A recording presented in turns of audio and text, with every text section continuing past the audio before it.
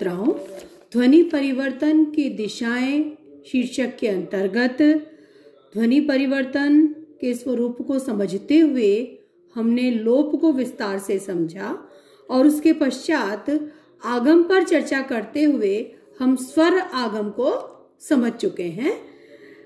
इस वीडियो में हम स्वर आगम के पश्चात अब व्यंजन आगम को उदाहरण सहित समझने का प्रयास करेंगे। तो ये हम देखते हैं आगम के अंतर्गत स्वर आगम समझा। स्वर आगम के पश्चात अगला आता है व्यंजन आगम, और इसके भी वही तीनों स्वरूप मिलेंगे हमें, आदि, मध्य और अंत्य। तो आदि व्यंजन आगम, मध्य व्यंजन आगम, अंत्य व्यंजन आगम। वही बात है कि किसी भी शब्द के प्रारंभ में नवीन व्यंजन का आगम होना, नवीन व्यंजन का जुड़ जाना। ठीक है, तो इसके अंतर्गत हम देखते हैं कि मुख्य सौकर्य के कारण ही प्रायः इस प्रकार के परिवर्तन हुआ करते हैं, लेकिन आदि व्यंजन आगम के उदाहरण हमें कम मिलते हैं। किंतु फिर भी ह का आगम बहुत से शब्दों में होता है, उसके उदाहरण हमें मिल जाते हैं, जिनमें शब्दों में प्रारंभ में ह का आगम हुआ है। ह भी व्यंजन है तो ह का आगम हुआ है, ऐसे उदाहरण मिलते हैं, जैसे अस्थि, अस्थि का हो गया हड्डी। कितना स्वरूप बदला है इस शब्द का, तो वो तो हम बाद में देखेंगे और इसकी चर्चा करेंगे शब्दों के स्वरूप के परिवर्तन की। लेकिन अस्थि से हड्डी बना, भाषा विकास के क्रम में हम इसे समझ सकते हैं। तो यहाँ पर अ के स्थान पर जो ह का आगम हुआ है, ये व्यंजन का आगम है। इसी प्रकार से अंसली, अंसली शब्द है, उसका बना हंसली, हंसली। तो इसमें भी ह का आगम हुआ है। अ तो है ही, अ में ह और जुड़ गया। इसमें अस्थि है, अ तो है ही, ह और जुड़ गया है। ह तो हलंत है, उसके साथ अ जुड़ करके ही तो ह पूरा बनेगा। इसी प्रकार से हंसली में ह है, हलंत है, उसमें अंग और जुड़ा है, हंसली बन गया। इसी तरह से और उदाहरण मिल जाएंगे। ह के आगम के ही उदाहरण मिलते हैं ज्यादातर। ओष्ठ, ओष्ठ का बना होठ। इसी तरह से अष्ट वाटक, अष्टवाटक, अष्ट नहीं अष्टवाटक, इससे शब्द बना है हटवाड़ा। तो इसमें भी किस तरह से ह का आगम हुआ है। ष्ठ के स्थान पर ट हो गया और वाटक के स्थान पर फिर वाड़ा बना है।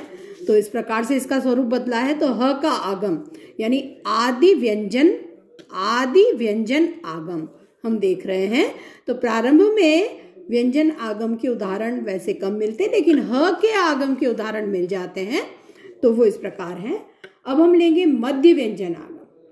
मध्य व्यंजन आगम मुख्य सौकर्य उच्चारण सुविधा के कारण मध्य में व्यंजन का आगम होता है, और इसके भी हमें काफी उदाहरण भाषा में मिल जाते हैं। तो इसके हम कुछ उदाहरण से समझेंगे इसको, जैसे सगुण का बन गया सरगुण। इसी प्रकार से सुनर, सुंदर, द का आगम हो गया यहाँ पर। सुनरी, सुनरी का बन गया सुंदरी। सगुण का सरगुण, सुनर का सुंदर, सुनरी का सुंदरी। शाप, क्या बना श्राप। इसमें शाप में र का आगम हो गया, श आधा हो गया, र का आगम हुआ है, यानी श पूरा था उसमें र और जुड़ गया, श्राप बन गया। श तो आधा हो गया और र पूरा आ गया, श्राप बन गया। इसी प्रकार से समुद्र, ठीक है, इसका समुद्र का क्या बन गया, समुंदर। समंदर भी बोलते हैं बहुत से लोग, समंदर भी कहा जाता है। इसमें क्या हुआ, द आधा था वो पूरा हो गया, यहां पर र पूरा है, र पूरा पहले भी था, और न, समुद्र में कहीं अनुनासिकता नहीं है, आधा न का आगम हुआ है इसमें, तो ये व्यंजन का आगम हुआ है। इसी प्रकार से और उदाहरण मिल जाते हैं। इधर ले लेती हूं, पसंद, भोजपुरी में कहा जाता है परसंद, ये भोजपुरी।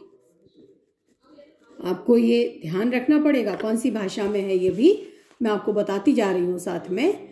ऐसे ही हमेशा, हरमेशा, र का आगम भोजपुरी में प्राय देखा जाता है, भोजपुरी भाषा की प्रकृति है। हमेशा भोजपुरी में हो जाता है हमेशा। आपको अपने प्रश्नोत्तर में बहुत व्यवस्थित तरीके से लिखना है। यह समझाने के लिए मैं, बोर्ड नहीं है, कक्षा में पढ़ाई नहीं हो रही है, हम वीडियो के माध्यम से कर रहे हैं, तो मैं बोर्ड नहीं, कागज पर आपको समझा करके उस कमी को पूरा कर रही हूँ, जिससे आपको अच्छी तरह समझ में आ जाए। तो भोजपुरी में र का आगम होता है, हमेशा का हमेशा, पसंद का परसंद, ये भोजपुरी की प्रकृति मिलती है हमें इस प्रकार की। तो ये मध्य में व्यंजन आगम किस प्रकार से होता है उसके उदाहरण हमने देखे। अब हम लेते हैं अंत्य व्यंजन आगम। अंत्य व्यंजन आगम के उदाहरण हम लेंगे। भौं, भौं का हो गया भौं, ये अंत्य व्यंजन आगम का उदाहरण है। कल शब्द है, कल का कल भी मिलता है और काल भी मिलता है, काल, ठीक है। और इसमें हम देखते हैं, हम खास करके जो काल शब्द है ना, ये प्राचीन साहित्य में, प्राचीन साहित्य, ये प्रयोग हमें मिल जाता है। इसी प्रकार से चील का चील, ये प्रयोग मिलता है, ये उदाहरण भी है। और परवा का परवाह, दरिया का दरियाव, ये प्रयोग बहुत मिलता है। उमरा, उमरा अमीर शब्द है, उसका बहुवचन, उसका प्रयोग उमरा, और उमरा का बहुवचन उमराव, ये आदि, ये सारे इसके उदाहरण हैं अंत्य व्यंजन आगम के।